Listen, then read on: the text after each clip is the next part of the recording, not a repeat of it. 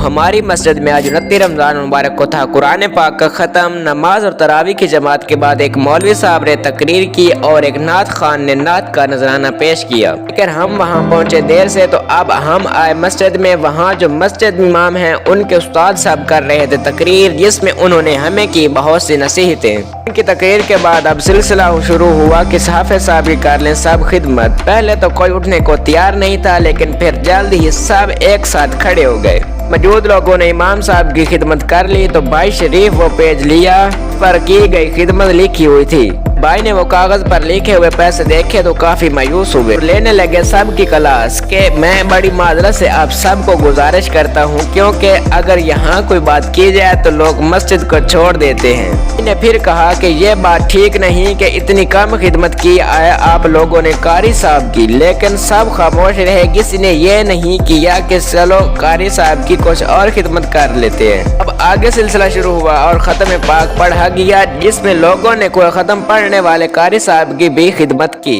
खत्म शरीफ के बाद हुई दुआ, उसके बाद सिलसिला शुरू हुआ मुबारक हो कारी साहब। और कुछ लोगों ने तो कारी साहब को माले पहनाकर भी सजाया। मुबारकों के साथ लंगर का तकसीम होना शुरू हुआ। मेरे भाई और उस्ताद मोहतरम आकर से बैठे मेरे साथ और वहाँ आकर शानी ने उन्हें भी दी तोशे वाली मिठाई। अब पहले अलविदा किया गया इमाम साहब के खसूसी मेहमानों को। अब इमाम मस्जिद फरी हुए, उन्होंने सब कुछ अपना समेटा और साथ ही मस्जिद के उनके घर है तो जाने लगे घर। हमारा रमजान ऐसा रहा और आपका रमजान कैसा रहा आपने बताना है कमेंट करके। तो फिर इसी तरह के नए मजेदार व्लॉग्स देखने के लिए हमारे मिस्टर जैम्प को जरूर सब्सक्राइब करना और आज वाली वीडियो को लाइक तो जरूर कर देना। इंशाल्लाह मिलते हैं अगले व्लॉग में, तब तक के लिए अल्लाह हाफिज।